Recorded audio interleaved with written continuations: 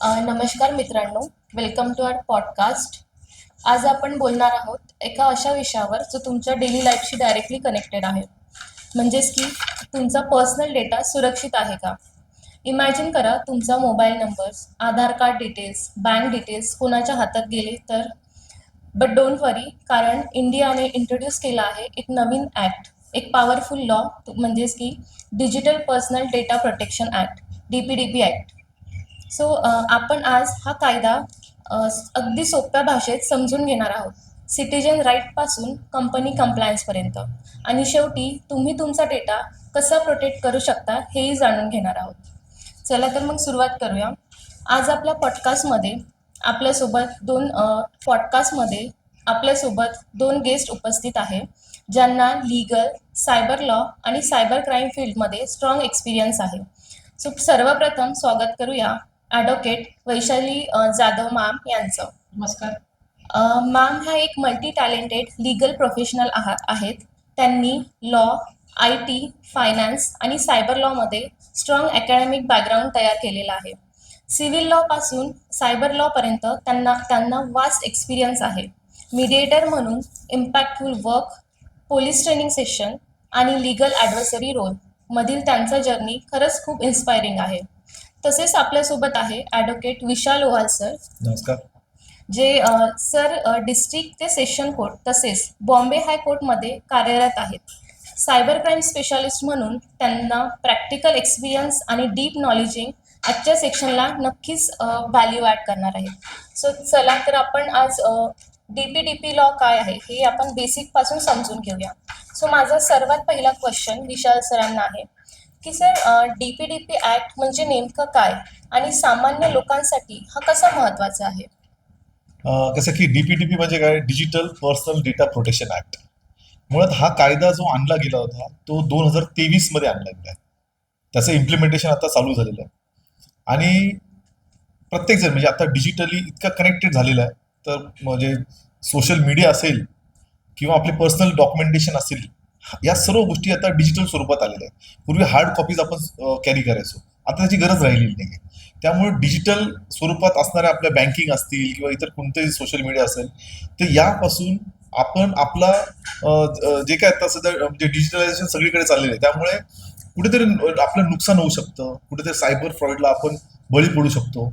त्यामुळे जर सपोज तुमच्यासोबत जर कोणी असं फ्रॉड करत असतील, तुमच्या डेटाचं, तुमच्या पर्सनल डेटाचं, डिजिटल डेटाचं जर कोणी व्हायोलेशन करत असेल, तर त्यांना कुठेतरी एक वचक बसला पाहिजे, त्यांच्यावर कुठेतरी कंट्रोल राहिलं पाहिजे. आणि त्या निमित्तानेच भारताने हा अगदी खूप म्हणजे सामान्यापासून कंपन्यांपर्यंत, इन्स्टिट्यूशनपर्यंत सर्वांचं प्रोटेक्शन करता येईल अशा पद्धतीने हा DPDP ऍक्ट अस्तित्वात आणला आहे. ओके सर, खूप छान तुम्ही एक्सप्लेन केलं एक सिम्पल वेमध्ये की DPDP ॲक्ट काय आहे. म्हणजेच आता की कंपनी तुमचा डेटा फ्रीली वापरू शकणार नाही. अगदी बरोबर. बरोबर. सो सर, आता तुम्ही DPDP ॲक्ट म्हणजे काय एक्सप्लेन केलं, पण सर इंडियाला हा डेटा प्रोटेक्शन कायदा का आवश्यक झाला आणि त्याची गरज आता का जाणवली? मुळात आता आपण पाहिलं की पूर्वीच्या काळात आपण लोक जे पेमेंट वगैरे होतं आपण कॅश स्वरूपात करायचो, किंवा शाळांमध्ये, कॉलेजेसमध्ये, गव्हर्नमेंटच्या कोणत्याही ऑफिसेसमध्ये डॉक्युमेंट जायचे जर झाले तर आपण डॉक्युमेंट हातामध्ये कॅरी करून जायचो. बरोबर. आता झालं काय की डिजिटलायझेशन झाल्यापासून म्हणजे भारत हा डिजिटलायझेशन मध्ये खूप प्रगत होत चाललेला आहे. प्रत्येक म्हणजे अगदी रस्त्यावरचा एक छोटासा व्यापारी असेल, दुकानदार असेल, मोठा व्यापारी असेल, इव्हन सामान्य माणूस, याला कोणत्याही प्रकारचा जर व्यवहार करायचा असेल तर तो आर्थिक व्यवहार करण्यासाठी आता पटकन मोबाईलचा वापर करतो, UPIचा वापर करेल. बरोबर. हे UPI गेटवेज इतके आलेले आहेत. तर त्यामुळे काय झालं की आपल्या सुविधांसाठी या सर्व डिजिटलायझेशन जरी झालं असेल तरी सुद्धा माणसांना त्याचं जे नॉलेज आहे ते अगदी कमी आहे. फक्त ते वापरायचं कसं, त्याची सुविधा काय आपल्याला दिली, फक्त तेवढंच लोक पाहतात. परंतु त्याच्या मागच्या ज्या गोष्टी आहेत या लोकांना माहीत नसतात. आणि त्यामुळे होतं काय की सायबर फ्रॉडचं जे प्रमाण आहे ते सर्वात जास्त भारतामध्ये आहे. बरोबर. आणि ह्याचा मेन जो आहे तो नॉलेज नसल्यामुळे. आता नॉलेज म्हणजे काय की एखादं ऍप तुम्ही मोबाईलमध्ये वापरताय, तर त्या ऍप बद्दल तुम्हाला माहिती आहे का? तर ते ऍप जेव्हा तुम्ही डाउनलोड करता, तर ऍपला तुम्ही तुमच्या कॅमेऱ्याची परमिशन देताय, तुमच्या डेटाची परमिशन देत आहे, तुमच्या फोटोजची, व्हिडिओजची, तुमच्या इवन कॉन्टॅक्ट लिस्टची. आणि ही जी काही इन्फॉर्मेशन त्यांना दिली जाते, ह्या इन्फॉर्मेशनचा खरोखरच योग्य तो वापर होतोय का हे आपल्याला माहित नसतं. लॅक ऑफ नॉलेजमुळं बऱ्याचशा गोष्टी होतात. ते सायबर फ्रॉडचे प्रमाण त्यामुळे जास्त वाढले. आपण बँकिंगमध्ये आपण पाहिलं तर इतक्या प्रमाणात लोक आता डिजिटलायझेशनवर डिपेंड आहेत की कोणालाही पैसे पाठवायचे झाले तर आपला असं विचार करतो, अरे कोण पर्सनली तिथे जाणार आहे किंवा कोण बँकेमध्ये जाणार आहे, कोणाकडे तेवढा वेळ आहे. आपल्याला सुविधा दिलेल्या आहेत तर त्या सुविधांचा आपण वापर केला पाहिजे. त्यामुळे आपण सर्रास कुठेही क्यू आर कोड आपण घेतो, क्यू आर कोड स्कॅन करतो आणि पेमेंट करून टाकतो, किंवा आपला युपीआय आयडी दुसऱ्यांना देऊन टाकतो, एखाद्या थर्ड पार्टीला देऊन टाकतो. आणि मग अशामध्ये होतं काय की आपल्या युपीआय आयडीचा ज्यांना कोणाला दिलेला आहे तर त्यांच्या मार्फत खरोखर योग्य वापर होणार आहे का, किंवा आपण ज्यांना पेमेंट पाठवतोय किंवा ज्यांच्याकडून पेमेंट रिसिव्ह करतोय ही जी काही चेन आहे ती योग्य प्रकारे आहे का, हाताळली जाते का, हे आपल्याला माहित नसतं. कारण आपण एखाद्या दुकानदाराकडे गेलो आणि युपीआय मार्फत पेमेंट केलं तर आपल्याला असं वाटतं की आपण पेमेंट केलं योग्य झालं, किंवा त्याच्याकडून पेमेंट घेतल्याने आपलं ट्रान्झॅक्शन योग्य झालं. परंतु त्या लिंकमध्ये कुठेतरी सायबर फ्रॉडचे जर पैसे जर आले तर त्यावेळेस आपल्या सुद्धा अकाउंटला धोका निर्माण होऊ शकतो, तुमचे पैसे ब्लॉक होऊ शकतात. आणि सायबर फ्रॉडचे तर बरेच प्रकार आहेत, आपण पुढे पाहूयात. परंतु यामध्ये भारतामध्ये सामान्य माणसांपासून कंपन्यांपर्यंत, इन्स्टिट्यूशन्स पर्यंत प्रत्येकाला या डिजिटलायझेशनचा जसा फायदा आहे तसे धोके सुद्धा आहेत. आणि ते धोके ओळखूनच डीपीडीपी सारखा एक प्रगल्भ जो ऍक्ट आहे तो भारतातील लोकांच्या प्रोटेक्शनसाठी अस्तित्वात आणला आहे. Great point sir. म्हणजे अवेअरनेस आता खरंच खूप इम्पॉर्टंट झालेला आहे. येस. आणि म्हणजेच बेसिकली तुमचा डेटा आता फ्री कॉमोडिटी राहिलेला नाहीये. बरं. वैशाली मॅम, आता माझा क्वेश्चन तुमच्यासाठी आहे. जसं सरांनी सांगितलं की डीपीडीपी ऍक्टमध्ये डेटा हा खूप महत्त्वाचा आहे. सो पर्सनल डेटा म्हणजे काय, आणि नेमकं पर्सनल डेटा यामध्ये कुठली माहिती येतं? डिजिटल प्रोटेक्शन ॲक्ट या ॲक्टनुसार पर्सनल डेटा म्हणजे ज्या डेटाच्या आधारे त्या व्यक्तीला डायरेक्टली किंवा इनडायरेक्टली ओळखता येऊ शकतं.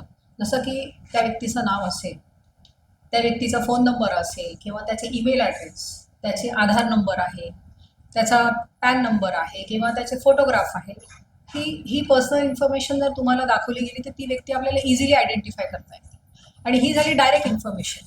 पण जी इनडायरेक्ट इन्फॉर्मेशन आहे की एखादी व्यक्ती जर कम्प्युटर वापरते आणि तिचा IP ॲड्रेस, ती व्यक्ती तिथे बसून तो IP ॲड्रेस ॲक्सेस करते, तर तो इनडायरेक्ट इन्फॉर्मेशन झाली.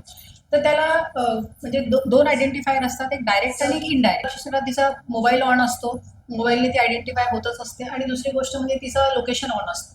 तो लोकेशन ऑन असताना ती व्यक्ती त्या लोकेशनला आहे हे आयडेंटिफाय होतं. किंवा मग माझ्या घराचा पत्ता, मी या ठिकाणी राहते, तर ही पण माझी पर्सनल इन्फॉर्मेशन आहे. तर पत्ता असेल किंवा एखाद्या संस्थेमध्ये मी काम करत असेल, त्या संस्थेशी आणि माझ्या नावाशी जेव्हा दोन माहिती एकत्र केली जाते तर ते पर्सनल आयडेंटिफायर होतात.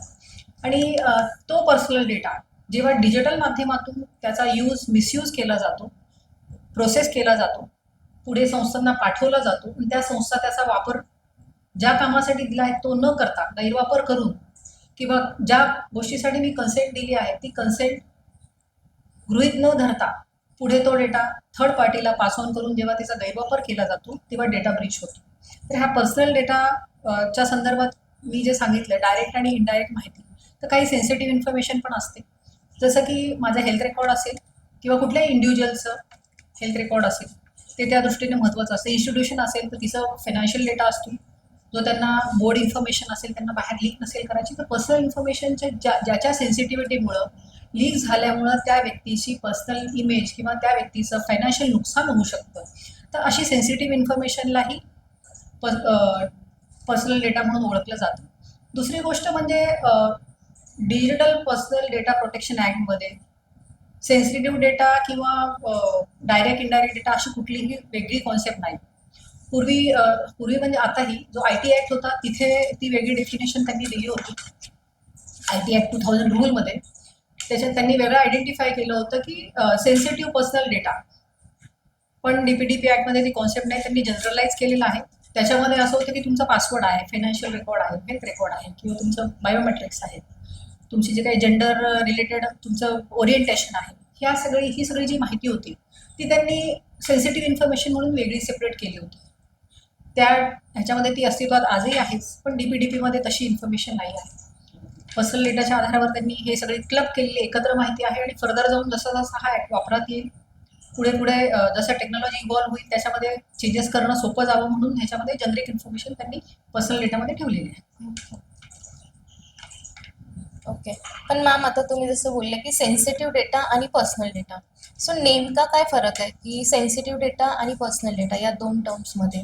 तुम्ही एक एक्झाम्पल बरोबर मला एक्सप्लेन कराल?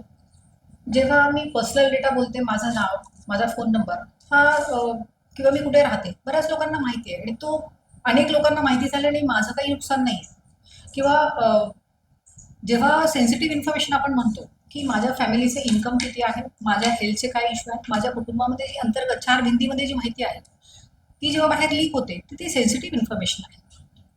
तर ती इन्फॉर्मेशन जेव्हा लीक झाली तर त्या व्यक्तीच्या, त्या इन्स्टिट्यूशनच्या ओव्हरऑल त्याचा पुढे जे काही रिपकेशन असतात त्याच्यावर निगेटिव्ह रिपकेशन होऊ शकतात आणि ती इन्फॉर्मेशन लीक होणं त्या व्यक्तीच्या दृष्टीने अत्यंत घातक असतं, म्हणून तिला सेन्सिटिव्ह इन्फॉर्मेशन म्हटलं जातं. जसं मी डिस्कस केलं की IT ॲक्टमध्ये ती इन्फॉर्मेशन सेपरेटली त्यांनी 2000 IT ॲक्ट 2000 रूलमध्ये ती सेपरेट केली होती. DPDPने ती सेपरेट केलेली नाही, त्यांनी जनरिकमध्ये टाकून दिलेली आहे. पण ती सेन्सिटिव्ह इन्फॉर्मेशन त्यामध्येही आपण घेताना काळजी घेतली जाते की सेन्सिटिव्ह इन्फॉर्मेशनचा वापर, प्रोसेसिंग, फर्दर त्याचं डेटा फिड्युशरीने ते कसं वापरावं, कशी कन्सेंट घ्यावी यात सगळं नमूद केलेलं आहे. ओके. खूप छान एक्सप्लेन केलं मॅम तुम्ही. आता प्रेक्षकांना कळलं असेल की सेन्सिटिव्ह डेटा म्हणजे काय आणि पर्सनल डेटा म्हणजे काय, म्हणजे आपण कुठली इन्फॉर्मेशन शेअर केली पाहिजे पब्लिकली. सो मॅम मला तुम्ही एक टर्म आहे विदाऊट कन्सेंट जी DPDPच्या अंडर यूज केली आहे. सो हे विदाऊट कन्सेंट म्हणजे काय आहे आणि याचं एक सिम्पल एक्झाम्पल तुम्ही प्लीज. तर कन्सेंट DPDP ॲक्टच्या दृष्टीने कन्सेंट ही गोष्ट अत्यंत महत्त्वाची आहे, कारण पूर्ण ॲक्ट जो आहे तो कन्सेंट भोवती फिरतो. कारण मी म्हणेल जिथे पेनल्टी, इथे हा ॲक्ट काही तुम्हाला पनिश करत नाही पण ह्यूज पेनल्टी लावतो आणि कन्सेंट, जिथे कन्सेंट नाही आहे आणि त्या व्यक्तीचा पर्सनल डेटा त्याचा वापर होतोय त्या व्यक्तीला न विचारता, म्हणजेच तिची कन्सेंट घेतली जात नाही, तर त्यावेळी ह्यूज पेनल्टी लावली जाते. तो डेटा कुठल्या प्रकारचा आहे, त्यांनी कन्सेंट घेता नाही जरी आपण म्हटलं की मी नुसती कन्सेंट घेतली आहे, मग ती क्लिअर कन्सेंट होती का, किंवा एका स्पेसिफिक पर्पजसाठी जर तुम्ही त्या व्यक्तीला विचारलं की ही या कामासाठी किंवा बँक अकाउंट उघडण्यासाठी मला कन्सेंट हवी आहे, तर स्पेसिफिक काम झालं ते. तर ते स्पेसिफिक काम झाल्यानंतर तोच डेटा दुसऱ्या कामासाठी वापरायचा असेल तर त्या व्यक्तीची परत कन्सेंट घेतली पाहिजे. तर ती कन्सेंट न घेता जर फर्दर तो डेटा वापरला, म्हणजे मार्केटिंगसाठी वापरला किंवा फर्दर त्यांनी तो डेटा पुढे जाऊन कुठल्या तरी अशा इन्स्टिट्यूशनला दिल्या की ती इन्स्टिट्यूशन त्यांना कॉल करायला लागली की बाबा तुम्हाला हे प्रोडक्ट घ्यायचं आहे का किंवा वगैरे, तर त्यावेळी जो काही डेटा त्यांनी पुढे पाठवलेला असतो तिथं डेटाचा ब्रीच झालेला आहे, डेटा लीक झालेला आहे, म्हणजे ज्या व्यक्तीने तो डेटा पुढे फर्दर शेअर केला त्यांनी ती कन्सेंट विचारात न घेता पुढे, म्हणजे इथे भंग केला त्या कायद्याचा आणि ती व्यक्ती, तिला पेनल्टी इथे बसणार आहे. मग ती इंडिव्हिज्युअल असेल, इन्स्टिट्यूशन असेल, ती लायबल आहे पेनल्टीसाठी.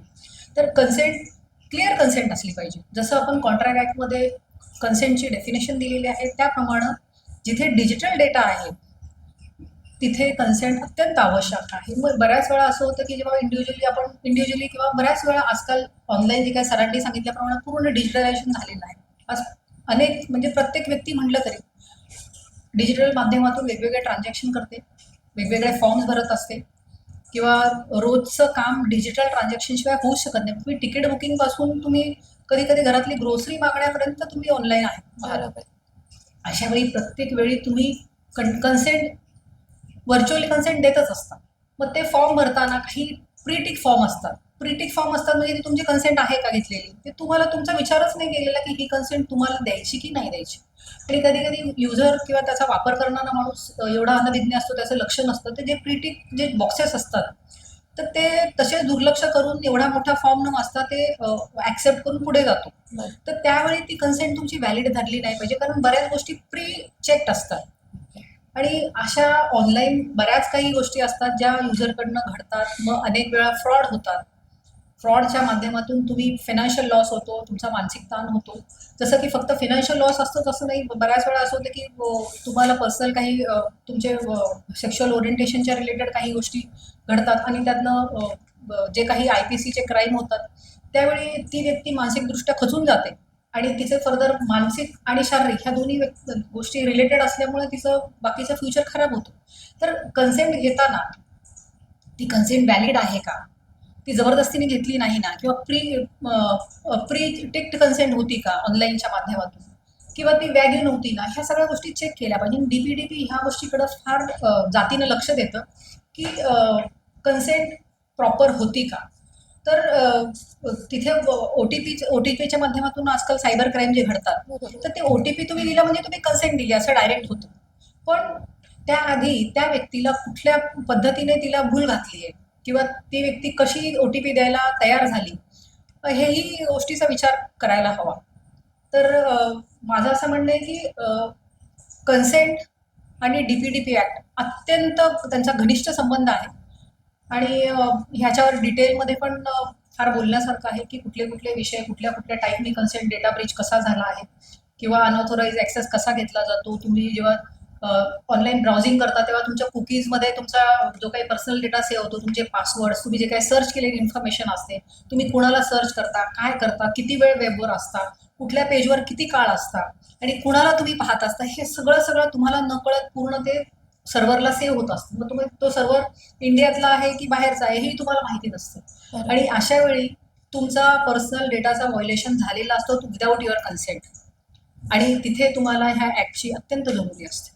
इव्हन मॅडम आपल्या इंडियन कॉन्ट्रॅक्ट ऍक्ट नुसार सुद्धा कन्सेंट खूप महत्वाची अगदी. मानली गेली. अगदी अगदी. आणि त्यातलीच कन्सेंट ही जी आहे, कॉन्ट्रॅक्ट ऍक्ट मधली कन्सेंट आणि ही कन्सेंट काही वेगळी नाही. त्याच्यात जो कंप्लायन्स आहे तो इथं फॉलो होणारच आहे. म्हणजे जे काही इंडियन लॉ आहेत, हा म्हणजे आधीचे जे प्री एक्झिस्टिंग लॉ आहेत, it is in compliance with that. म्हणजे DPDP ऍक्टनी काय केलं की इन्फॉर्मेशन टेक्नॉलॉजी ऍक्ट आहे किंवा RTI आहे, ह्या सगळ्या ऍक्टमधून जे काही कॉमन पॉईंट होते ते इथे त्यांनी त्याचं कव्हर केलेलं आहे. Great explanation ma'am.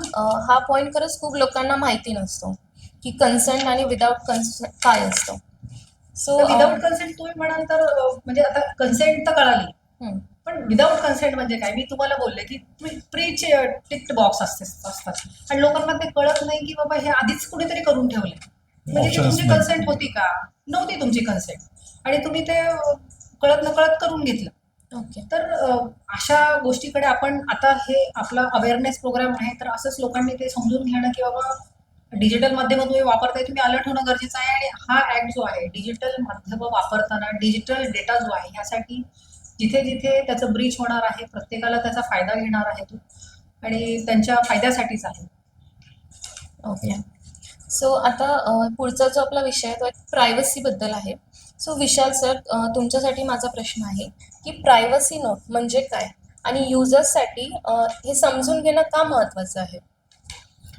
मुळात आपण खूप बऱ्याच ठिकाणी वेगवेगळे व्यवहार करत असतो, कॉन्टॅक्ट करत असतो किंवा पर्सनल इन्फॉर्मेशन शेअर करत असतो. ओके. मग ती डिजिटल स्वरूपात असेल किंवा पर्सनली आपण कोणालाही भेटल्यानंतर, जेव्हा आपल्या ओळखीची लोक असतात तर त्यांच्यासोबत आपण कोणत्याही प्रकारे कशाही पद्धतीने डिस्कशन करू शकतो, आपली पर्सनल इन्फॉर्मेशन त्यांना शेअर करू शकतो. ते आपल्याला काही विचारतात, आपल्याला त्यावेळेस त्याचं काही वाटत नाही. परंतु अनोळखी व्यक्ती असेल आणि अनोळखी व्यक्तीने तुमच्याकडे एखाद्या माहितीची जर अपेक्षा केली, फॉर एक्झाम्पल आता आपण बसलेलो आहोत, तर आपला हा विषय जो आहे तो एक पब्लिक अवेअरनेसच्या दृष्टीकोनात आपण बोलतोय. बरोबर. यामध्ये मला तुमच्या पर्सनल गोष्टी जाणून घ्यायची काही आवश्यकता नाही. त्यामुळे आपण कोणाला काय इन्फॉर्मेशन द्यायची हे आपल्यावर अवलंबून असतं. आणि त्याच पद्धतीने ज्या फिड्युशरीज असतात, म्हणजे फिड्युशरी म्हणजे कोण, प्रिन्सिपल म्हणजे ज्याच्याकडे डेटा आहे, ज्याचा जो डेटा आहे त्याला आपण प्रिन्सिपल म्हणतो. आणि फिड्युशरी म्हणजे ज्यांच्याकडे हा डेटा ट्रान्सफर होणार आहे किंवा ज्यांना हा डेटा दिला जातो. आता आपल्याला एखादं बँकेमध्ये अकाउंट ओपन करायचं असेल तर बँक आपल्याकडे काय डिमांड करू शकते की तुमचा एखादं ऍड्रेस प्रूफ द्या, कोण 2 ओळखीची लोक द्या की जे तुम्हाला ओळखताय, तुमचं आधार कार्ड द्या, तुमचा फोटो द्या, तुमची एक सिग्नेचर द्या, जसे असं तुमची नॉमिनी द्या. या व्यतिरिक्त इतर इन्फॉर्मेशन मागण्याचं तसं काही कारण नाहीये. परंतु जर बँक किंवा कुठलीही इन्स्टिट्यूशन जर तुमच्याकडे ज्या गोष्टीसाठी तुम्ही तिथे गेलेला त्या गोष्टीला आवश्यक नसतानाही बरीचशी इन्फॉर्मेशन तुमच्याकडून जर डिमांड करत असेल तर ती चुकीची आहे. आणि हे लोकांना माहीत असतं. आता मॅडमने सांगितलं की बऱ्याचदा ते ऑलरेडी टिक मार्क असतं. टिक मार्क असल्यानंतर तुमच्याकडे ऑप्शनच दिलेले नाही. बरं, त्यानंतर कसं होतं की बँकांचे किंवा कोणत्याही इन्स्टिट्यूशनचे असतील त्यांचे एक स्टँडर्ड फॉर्म्स ठरलेले असतात आणि त्या पद्धतीने ते आपल्याला सरळ सांगतात की तुम्हाला इथे सिग्नेचर्स करायचे आहेत आणि तुम्ही सिग्नेचर्स करून मोकळे होता. हा जो डेटा आहे तो डेटा नक्की किंवा जे कागदपत्र त्यांनी आपल्याकडे मागवलेले आहेत ते नक्की कशासाठी वापरले जाणार आहेत हे तेही देखील आपल्याला सांगत नाही. आणि ऍज अ कस्टमर किंवा ऍज अ जे कोणी आपण कॉमन मॅन असेल आपण कधीच विचारत नाही की तुम्हाला हे कागदपत्र कशासाठी पाहिजे. हा माणसाचा अधिकार आहे जो आपल्याला या ऍक्टच्या अंतर्गत दिला गेलेला आहे. जी कंपनी जो इन्स्टिट्यूशन जी फिड्युशियरी आपल्याकडून कागदपत्र मागणार आहे ते ह्या डीपीडीपी ऍक्टच्या अंतर्गत त्यांना प्रायव्हसी नोटीसचं डिस्क्लोजर करण्यासाठी बंधनकारक केलेलं आहे. डिस्क्लोजर म्हणजे काय? सपोज ज्या गोष्टीसाठी आपण त्यांच्याकडे गेलेलो आहोत त्यासाठी त्यांनी जर आपल्याला आधार कार्ड मागितलं असेल तर हे आधार कार्ड आम्ही तुमच्याकडून डिजिटल स्वरूपात घेतोय. हे आधार कार्ड आम्ही तुमचं स्टोअर करणार आहे किंवा हे प्रोसेससाठी पुढे पाठवणार आहे. आमच्याकडे हे किती दिवसांसाठी हे आम्ही सेव्ह करून ठेवणार आहे. हा डेटा किंवा हा डेटा आम्ही पुढे कोणालाही पाठवणार नाहीये याचं डिस्क्लोजर हे सर्वच्या सर्व तुम्हाला सांगणं या डीपीडीपी ऍक्ट नुसार फिड्युशियरीवर बंधनकारक केलेलं आहे. त्यामुळे होतं काय की ऍज अ कस्टमर तुम्हाला कळून येतं की किंवा तुमचे जे काही कॉन्ट्रॅक्ट रिलेशन असतील किंवा तुम्ही स्कूलमध्ये असाल कॉलेजेसमध्ये असतील हॉस्पिटलमध्ये असाल ज्या ठिकाणी तुम्ही हा डेटा दिला जाणार आहे तर त्या ठिकाणी त्यांनी मागवलेला जो डेटा आहे आपल्याकडून फॉर एक्झाम्पल हॉस्पिटलमध्ये असेल तर त्यांना डेटा नेसेसरी आहे ज्याच्यामध्ये ते आपल्याकडून तुमचं ब्लड रिलेशन मागू शकतात, तुमची मेडिकल हिस्ट्री मागू शकतात, तुमचे मेडिकल सर्टिफिकेट जे पूर्वीचे असतील ते मागू शकतात. हे तिथे देणं बंधनकारक आहे. परंतु हेच जर एका ठिकाणी तुम्ही कंपनीमध्ये गेलात आणि त्यांनी तुमच्याकडून ही डॉक्युमेंट्स मागवली इट इज नॉट नेसेसरी, तुम्हाला गरजेचं नाही. त्यामुळे ती जी फिड्युशियरी कंपनी आहे फिड्युशियरी जी आहे त्यांना हे बंधनकारक असणार आहे. ते आपल्याला सांगणार आहेत की हो आम्हाला हे कागदपत्र किंवा ही तुमची पर्सनल इन्फॉर्मेशन या गोष्टीसाठी लागणार आहे.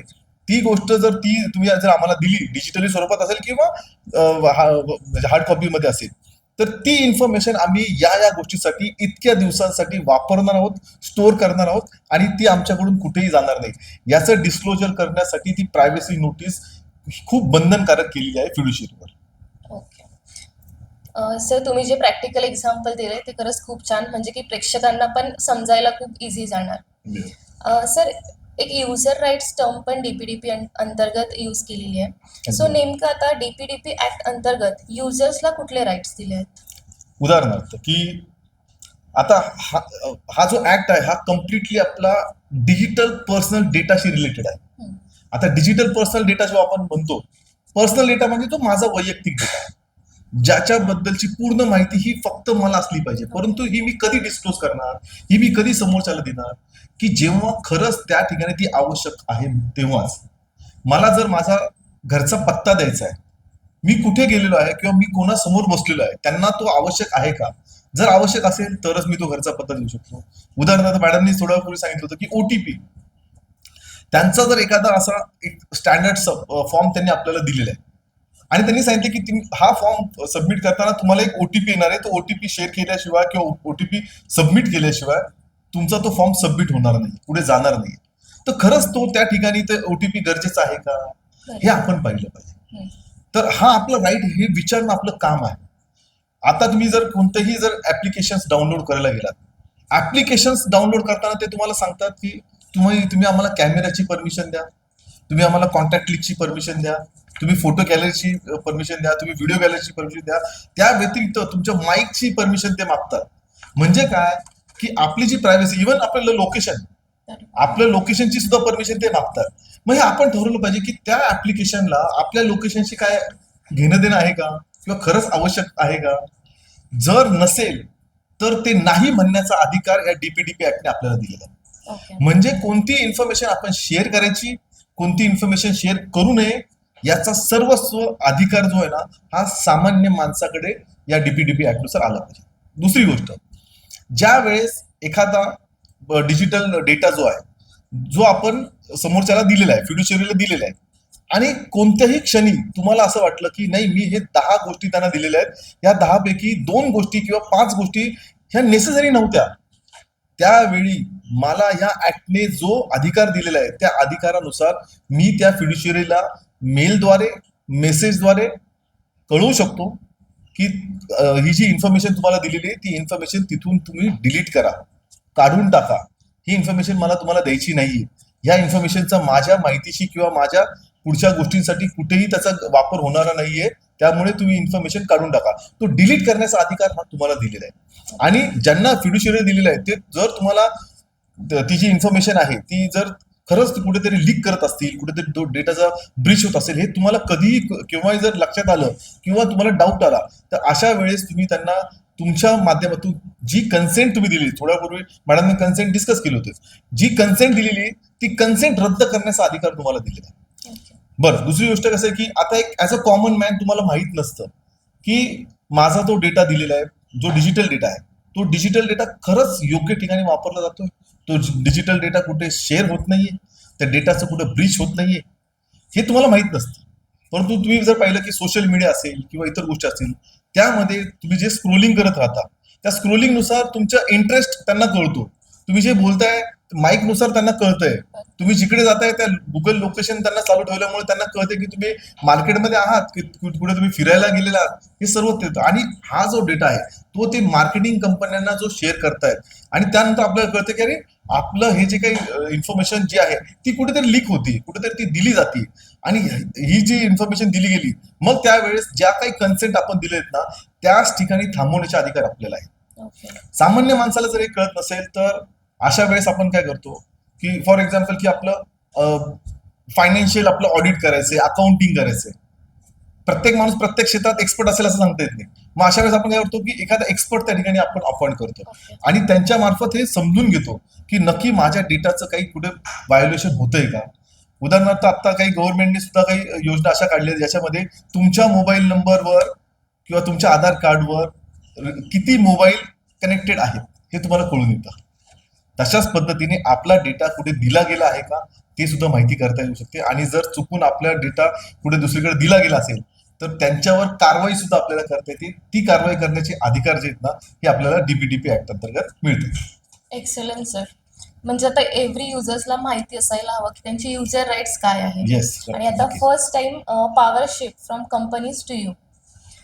वैशाली मॅम, आता सर बोलता बोलता 2 टर्म्स बोलून गेले आहे, डेटा फिड्युशरी आणि डेटा प्रिन्सिपल. सो या 2 टर्मचा मिनिंग काय आहे, म्हणजे नेमकं फरक काय आहे यामध्ये? नक्कीच. तर डेटा फिड्युशरी पहिलं आपण डिस्कस करूया. तर DPDPA ॲक्ट आणि रूलच्या अनुसार डेटा फिड्युशरी ही टर्म अत्यंत महत्त्वाची आहे.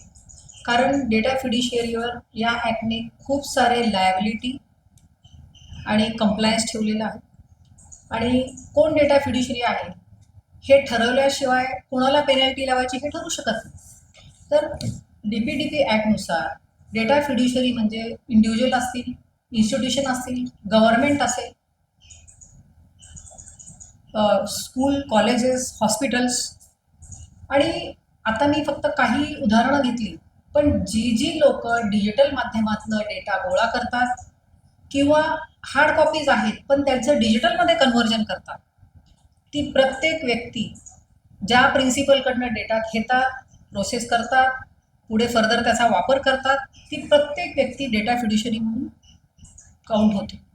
तर आता आपण एक उदाहरण घेऊयात की आपण सरकार पण डेटा फिड्युशरी का आहे? कारण आपला डेटा सरकारही गोळा करतो. आपले आधारचे काही डिटेल्स आहेत आज सरकारकडे आहेत, आपले बायोमेट्रिकचे डिटेल आधारकडे. त्याच्यामध्ये आपण म्हणूया की पर्सनल डेटा जो आहे, जनरल डेटा आणि सेन्सिटिव्ह डेटा हे दोन्ही पण सरकारकडे आहे. तर मागे आधार कार्ड आणि आधार रिलेटेड इन्फॉर्मेशनचं व्हायोलेशन झालं होतं, तो डेटा लीक झाला होता, पण तेव्हा DPDP नव्हता.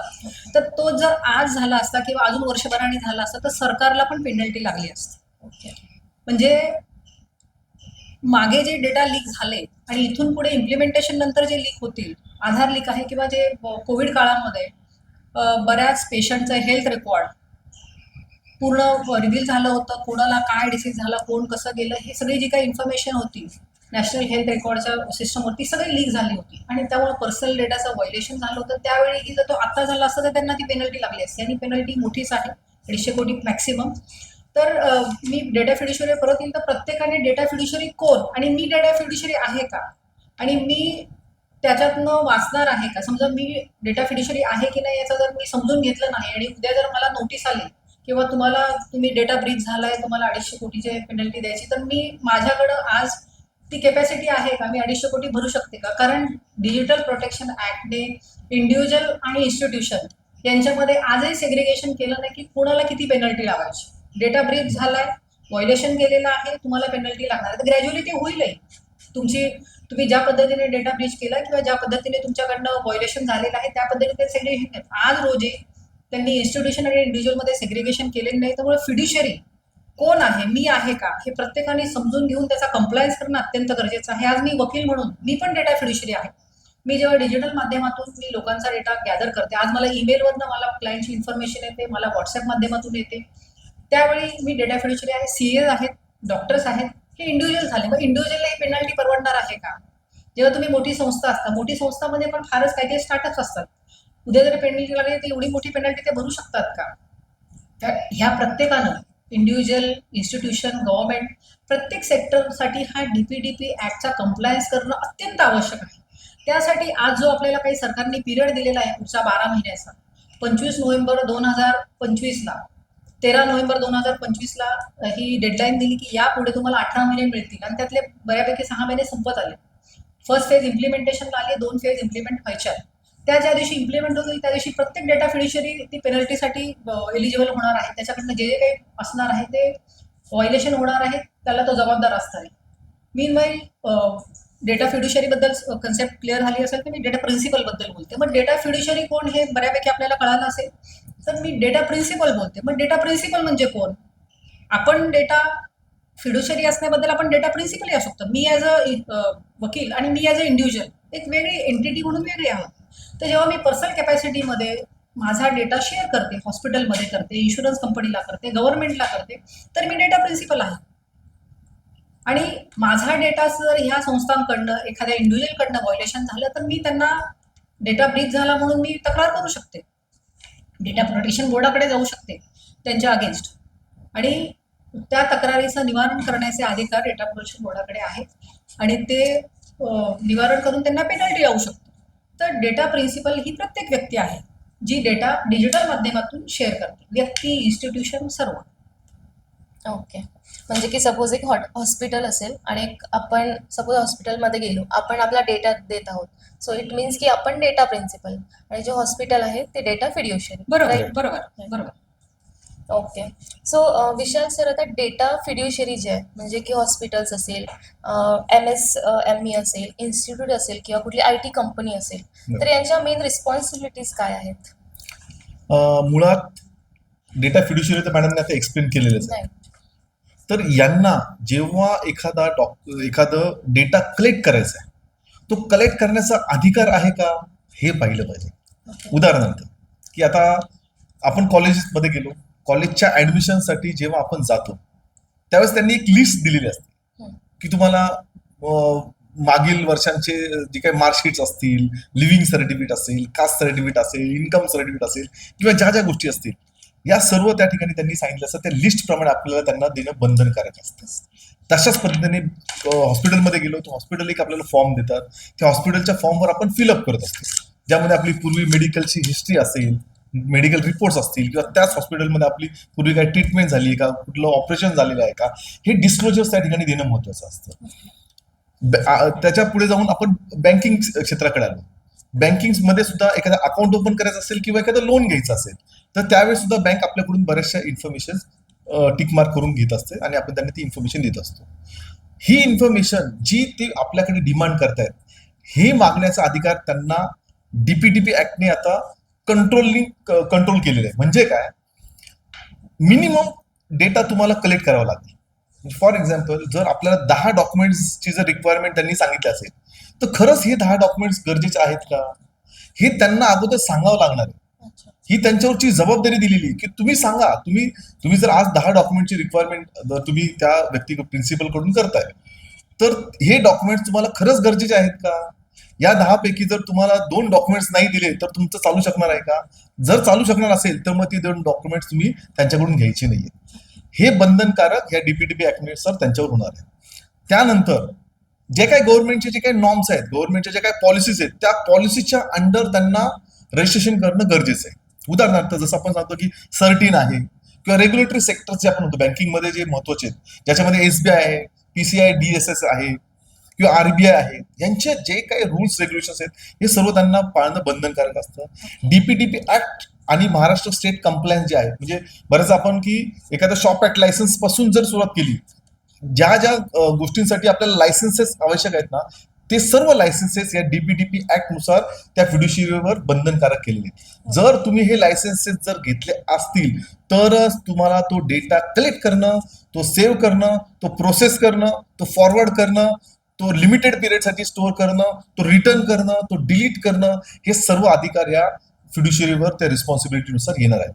जर त्यांनी यांचं कंप्लायन्स केलं नाही किंवा त्यांच्या जी काही इन्स्टिट्यूशन असेल किंवा बँकिंग असतील किंवा हॉस्पिटल असतील, एज्युकेशनल इन्स्टिट्यूशन असेल, कोणाकडे जो हा डेटा त्यांनी कलेक्ट करून ठेवला आहे, सेव्ह करून ठेवलेला आहे, त्यांच्याकडून कोणामार्फत जर हा ब्रीच झाला किंवा त्यांच्या नकळत त्यांच्या याच्यावर इन्स्टिट्यूशनवर सायबर अटॅक झाला आणि तिथून तो डेटा ब्रीच झाला, तर अशा वेळेस DPDP ऍक्ट नुसार त्यांच्यावर एक खूप मोठी जबाबदारी दिली आहे. फर्स्ट ऑफ ऑल त्यांनी या बाबत प्रिन्सिपलला इन्फॉर्म करणं, ज्याचा डेटा आहे त्यांना इन्फॉर्म करणं की अशा अशा पद्धतीने आमच्या मार्फत आमच्याकडे सायबर अटॅक झालेला आहे आणि हा डेटा जो आहे तो त्याचा मिसयूज होऊ शकतो. त्यानंतर त्याचं रिपोर्टिंग करणं.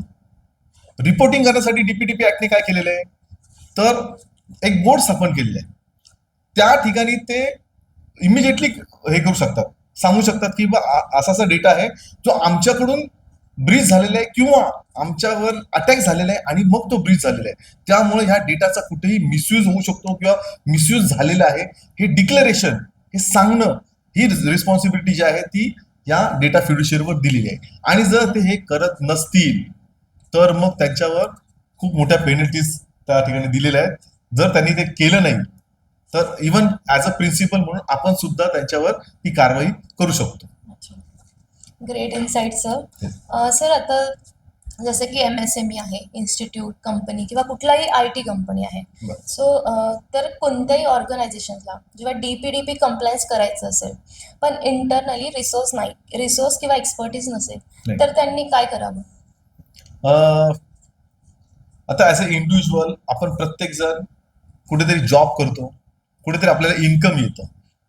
त्यानंतर आपण काय करतो की गव्हर्नमेंटने इन्कम टॅक्स डिपार्टमेंट ओपन केलेलं आहे. इन्कम टॅक्स डिपार्टमेंट आपल्याला काय सांगतं, तुमच्या त्या आर्थिक वर्षातील संपूर्ण इन्कमचं आणि एक्सपेन्सेसचं डिक्लेरेशन करतं. आता हे डिक्लेरेशन कसं असतं, आपण इन्कम टॅक्स रिटर्न फाईल करतो. त्या इन्कम टॅक्स रिटर्नमध्ये आपण आपलं पूर्ण इन्कम सोर्स आपला कोणता होता त्या वर्षातला, आपले एक्सपेन्सेस किती होते, आपली इन्व्हेस्टमेंट किती होती, आपलं बॅलन्स शीट, आपलं प्रॉफिट अँड लॉस, हे सर्व त्या सर्व ठिकाणी आपण त्या इन्कम टॅक्सला त्या वर्षी देत असतो. आता हे त्या ठिकाणी इन्कम टॅक्स डिपार्टमेंटची साईट आहे, त्याच्यावर आपण हे कंप्लायन्सेस करत असतो. जर सपोज ऍज अ इंडिव्हिज्युअल तुम्हाला ह्या सर्व गोष्टी येत असतील तर साहजिकच आहे तुम्ही हे कंप्लायन्स डायरेक्ट करू शकता. परंतु सर्वांना इन्कम टॅक्सचे फायलिंग येत असेल का, तर नाही. मग अशा वेळेस ते काय करतात, तर ते एखाद्या चार्टर्ड अकाउंटंटला किंवा एखाद्या अकाउंटंटला एक्सटर्नल सोर्सेस मार्फत ते अपॉइंट करतात किंवा त्यांना ते काम देऊन टाकतात आणि त्यांना सांगतात की आमच्या वतीने आमचे जे काही वर्षाचे जे काही फायलिंग आहे ते तुम्ही करा, तुम्हाला जो डेटा लागतोय तो आम्ही तुम्हाला देतो. मग त्यानुसार आपण ही जी काही डॉक्युमेंटेशन आहेत, आपले इन्कमचे बँक स्टेटमेंट असतील, आपले इन्व्हेस्टमेंटचे सर्टिफिकेट्स असतील, आपल्याला बँक इंटरेस्टचे सर्टिफिकेट्स असतील, हे सर्व आपण त्यांना देतो आणि त्यानुसार ते आपले इन्कम टॅक्स फाईल करतात. इन्कम टॅक्सला ते ईमेलद्वारे पोहोचतं आणि इन्कम टॅक्सचा तुम्हाला एक ईमेल येतो की तुमचे त्या वर्षातील आर्थिक जे काही तरतूद होती, म्हणजे जे काही रिटर्न्स होते ते फाईल झालेले आहेत असं तुम्हाला मेल येतो, जो कंप्लायन्स झालेले आहे. त्या पद्धतीनेच एक डेटा प्रोटेक्शन ऑफिसर नावाची कन्सेप्ट आहे की जी यामध्ये DPDP ऍक्ट नुसार दिलेली. इथे चार्टर्ड अकाउंटंट आहेत जे फायनान्शियल ऑडिट करतात. या पद्धतीच्या DPDP ऍक्ट नुसार जे काही तुमचे डिजिटल ऑडिट करायचं आहे, डिजिटल ऑडिट करण्यासाठी तुम्हाला DPO नावाची एक ऑथॉरिटी त्या ठिकाणी सांगितलेली.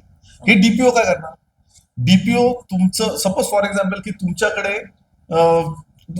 वेळ नाही, तुम्ही फायनान्शियल ऑडिट आणि बाकी गोष्टी सर्व करताय, परंतु हे कंप्लायन्स कसं करायचं तुम्हाला माहित नाही.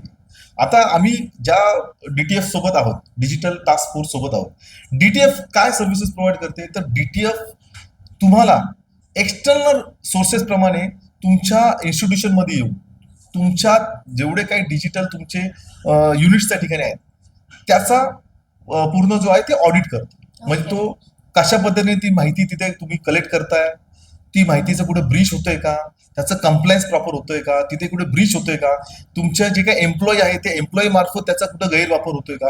कारण ऍज अ मालक म्हणून तुम्ही काय करता, तुमच्याकडे 1000 एम्प्लॉईज आहेत, त्या प्रत्येकावर प्रत्येक ठिकाणी तुम्ही कंट्रोल करणं तुम्हाला शक्य नसतं, किंवा त्या 1000 पैकी एखाद्या एम्प्लॉईने तो डेटा ब्रीच केलाय हे सुद्धा तुम्हाला काही माहीत नसतं. आता एक रिसेंटली मी एक तुम्हाला केस सांगतो, पुण्यातलीच आहे, ज्यामध्ये अमेझॉन कंपनीने त्यांचे बरेच सेंटर्स आहेत सगळीकडे, आणि ते काय करतात की त्या ठिकाणी तुम्हाला काहीतरी कुपन्स देतात, तुमच्या पर्चेसिंगवर काही कुपन्स देतात, ज्या कुपन्स मार्फत तुम्ही जाऊन कोणतीही खरेदी करू शकता. पुण्यामध्ये एक केस अशी झाली होती की ज्यामध्ये त्या ठिकाणी असणाऱ्या एम्प्लॉईने त्यांचा डेटा जो आहे, तो कुपनचा जो डेटा आहे तो काढून घेतला होता आणि तो बाहेर कुठेतरी तो सेल करून लोकांना कमी पैशामध्ये तो सेल केला. ज्या वेळेस अमेझॉनच्या US कंपनीला जेव्हा त्यांना ते कळलं की अशाच्या पद्धतीने आपला जो आहे कुपनचा जो डेटा आहे तो कुठेतरी मिसयूज होतोय, ट्रॅक केलं गेलं, तेव्हा त्यांना कुठेतरी कळलं की अशाच्या पद्धतीने हे होतंय. परंतु त्याला खूप उशीर झाला, खूप वेळ झाला.